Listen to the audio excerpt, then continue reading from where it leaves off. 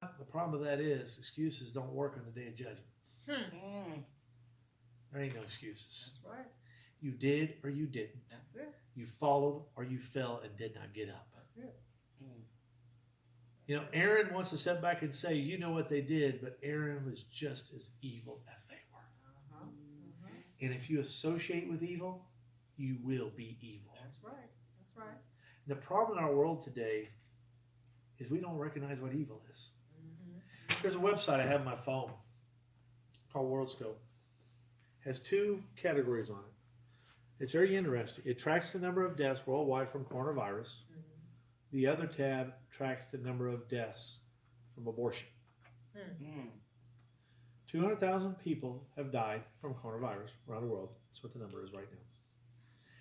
14 million babies have been aborted this year around the world, Mm. which is an epidemic.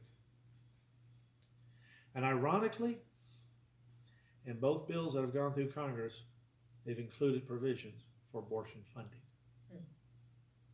Yet when we go to the polls in November, how many of us will vote for those people who agree with that philosophy?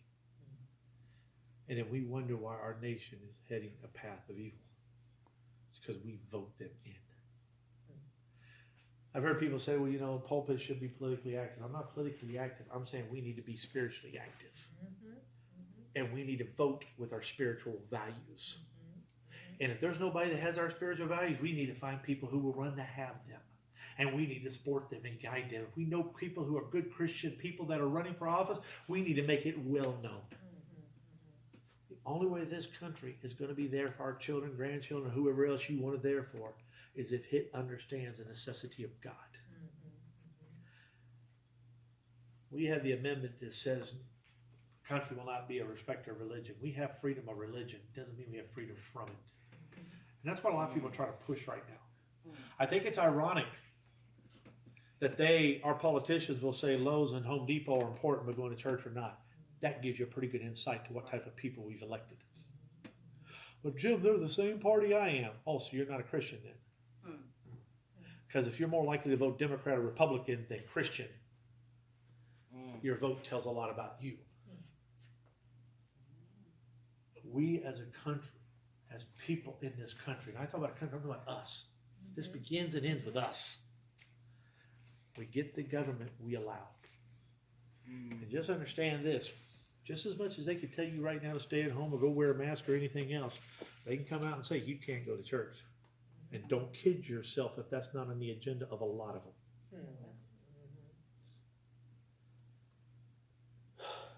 I love the story of Aaron. Because Aaron's somebody I can relate very, very, very well to. Because so often as Christians, we just sit back and we make our excuses for why things are happening. You know why 13, 14 million babies have been aborted? Because we allow it. You know why we have the type of leaders we have? Because we have allowed it. Because we will put a political party or belief above God. My vote will go for somebody I believe who stands up for Christian values, or I will not vote. Or I will write in somebody's name who I think is. And I've done it on many elections. That may have been the only vote they got. But I would rather do that and look God in the face and say, you know what, God, I use my vote for you. Not for some political party. You want to know what party I am? I'm a Christian. Amen. Don't like the rest of them. And I said earlier, I think that they're not essential. Yeah, they have become that. Because they put themselves far above us. My prayer out of all of this, and it's been great that some Christian leaders have stepped up and fought back against the church. Actually, it was 4 Christian preachers who sued Greg Abbott, the governor, when he said churches couldn't meet, and that's why he backed off. Not like he came along and had an epiphany. He knew he would lose. And that's why the rest of them finally said, yeah, we better step back. Because I don't care what y'all say, this is essential. More essential than anything else in my life. More essential than my job, my paycheck, or anything in my refrigerator. Because if I don't take care of myself spiritually, it don't matter what happens to the physical body. Because my soul will be lost. We live in a stiff-necked group of people.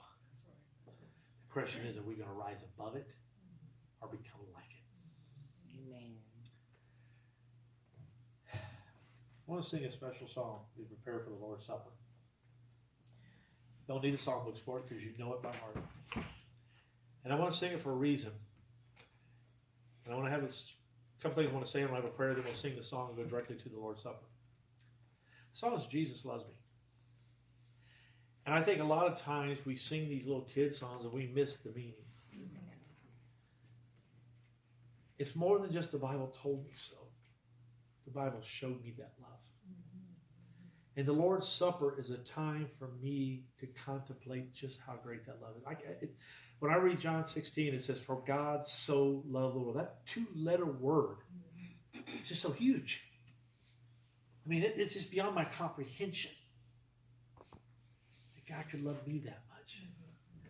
But I pray as we partake of the Lord's Supper, we'll think about that love. The love that envelops us and wraps around us.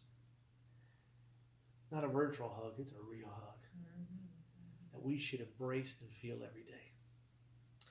Dear God, we thank you for the time to come together and take of the Lord's body. And God, we know your Son did